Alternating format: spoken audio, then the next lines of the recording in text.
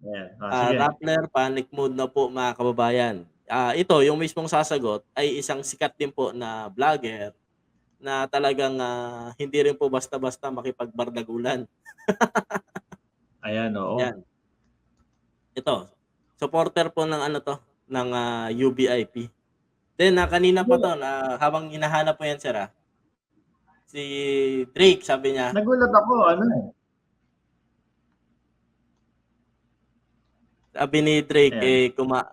yun po, always nagpapaalala po itong batang 'to na kumain na daw after ng, live, mananghalian na. Kaya nga po na kami po ay sobrang iwas na magsalita po ng hindi maganda dito sa aming live dahil po as young as 6 years old po ay nanonood at, nakikinig sa aming, mga live. So far sir, meron sa GC natin kung gusto mo pakita natin yung bata habang nanonood ng ating live. Yan, nandiyan sa GC po natin. Ganun ba? Siguro mamaya po Oo, pagkatapos, sige. bago tayo magtapos. Sige. Ito yung post ni Sas Roganda Sasot kanina. Actually, kahapon ko pa binabantayan yung mga post niya kasi talagang medyo ano siya eh. Talagang medyo bumabardagol sa Rappler eh. Talagang pinagtatanggol niya ang UBIP at mga vloggers. Totoo po. Nag-umpisa kong makita yung mga post niya, yung sabi niya, actually si Rambo magaling ano tawag doon, magaling pumili or May panlasa. may taste. May taste. Parang naaamoy. Ito po, sabi niya, nagpapanik ang Rappler. Kasi puro nasa YouTube at TikTok ang mga BBM vloggers. Wala kasi silang control doon. Which is ang normal na control nila is nasa Facebook. Ayan Nandiyan po. sila yung back checker. Kaya nga yung mga ano natin, kaya nga yung mga account natin mabanggit mo lang na Limited. Bongbong Marcos. Mabanggit mo lang Bongbong Marcos, mabanggit mo lang Sandro Marcos, may masabi ka lang na tungkol sa Marcos, restricted agad 90 days. Meron pa nga sir, hindi ka pa nagbanggit. Nag-share ka lang ng link. Yun. Limited. Restricted yan, restricted ano. Tama naman si Miss Sas dito na baka nga nagpapanik na talaga ano. Dahil nga dito sa YouTube, hindi nila kayang ano 'to eh. Hindi Kontrolin. nila kayang kontrolin eh. Dahil maganda yung ano nito, maganda yung mga polisiya dito sa YouTube.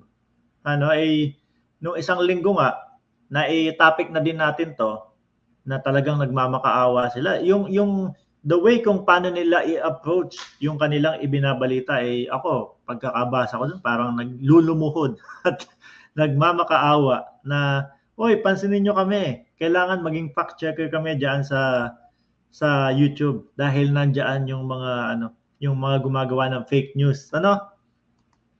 Saka meron pa sir, isang senior news anchor ng isang network na sinabi niya i-unsubscribe yung mga YouTube channel na nagpapalabas daw ng mga balita na hindi totoo or yung mga tinatawag lang troll. I-unsubscribe daw. Sabi ko, bakit? Gusto niya kayo lang yung matitira? Kumbaga sabi ko, paawa tong network na to Talagang ganun yung ano na sir. Mga mainstream din ano? Mainstream sir. Tapos yung ano na yon, yung anchor na yon, nakaka-cover sa mga NPA. Ako nga sabi ko sa iyo dapat ang Rappler dito natutuwa doon sa pagbibigay ng daan para doon sa mga ano.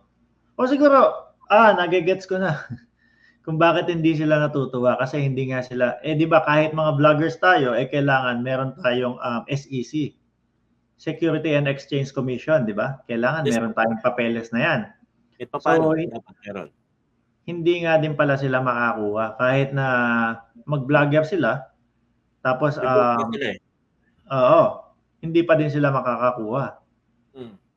So kaya hindi sila natutuwa na yung mga vloggers may posibilidad at maaaring makapasok sa Malacanang para mag-cover dahil wala silang SEC. Kaya sir, tama yung sabi ni Sas. Panic mode. Panic mode talaga dahil sila po ay isang channel lang. Tapos ang mga vlogger ay napakarami niyan. Tsaka ano, hindi naman nag-aagawan sa ano yan eh, yung mga vloggers hindi Uy, nag-aagawan sa tulungan pa po yan. Tulungan nagtutulungan kami. pa yan, no? Yun ang O, hindi nyo alam. kagaya po namin dalawa, mamaya pagkatapos natin, sasabihin ko sa inyo, hihilingin ko po ulit sa inyo na suportahan natin yung Joshua Corpus vlog. Ayan, makikita nyo po, lagi kong i-share yung mga vlogs niya dito sa ating YouTube. Para mas ano po, mas talagang lumaganap at maging talagang, kumbaga, mapangatawan na natin yung unity. Di ba? So, ano sa tingin mo kapag tayo ay talagang official na nakapasok? Sa Malacanang? Ano ang magiging mga balita nitong mga Rappler? Siguro, babantayan at babantayan at babantayan pa rin nila tayo. Or same sa ginawa nila sa SMNI. Tatanungin or questionin nila tayo kung bakit ganito tayo magbalita, ganito tayo magpalabas ng mga videos natin. Kumbaga, nandyan pa rin yung pagdidikta nila. Gusto nilang magdikta, sigurado. Partner, kunyari ikaw kasi nasabi mo, pwedeng ganyan yung gawin nila, pwedeng tanungin tayo di ba? For sure yan, one by one, isa-isa. Ano ang isasagot mo? Unang isasagot ko, hindi sila yung amo ko. Oo. At pangalawa, hindi ako obligado na ipaliwanag sa kanila kung ano ang gusto kong gawin. May sarili akong mandato sa channel na ire-represent ako, either ang Joshua Corpus or ang Mark Ramos channel. May sarili akong obligasyon doon. May prerogative ako doon. At ito pa, ang akin pong pananagutan ay hindi sa kanila, kundi sa sambayan ng Pilipino. Oo.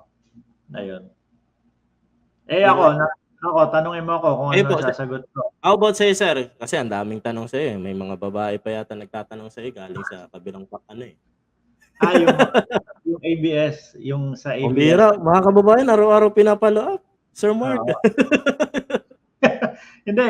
Eto naman, kung ako naman ang tanungin ng Rappler, ano ba yung itatanong nila sa akin? Bakit ganyan ka magbalita? Ang sasagot ko lang, madaling-madali lang. Bago nyo ako tanongin, bago ko sagutin yan, kumbaga, i-ano nyo muna, ibalita nyo muna sa inyong sariling vlog na si Maria Ressa ay may kasong libel.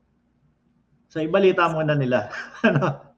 Pag naibalita nila yan, ayun, saka ako sasagot sa kanila. Hindi nila babalita yun kasi alam nila backfire. So, para sa mga ganyan, talagang hindi nila ibabalita yun. Expected sa kanila na hindi pa nila ibabalita yun because the principal or yung tinatawag natin na meron po silang interest doon. Which is the number one interest nila is yung kanilang CEO, which is Maria Ressa. Hindi pa nila ibabalita yun na ikakasira po nila. No, tapos nagbabalita sila,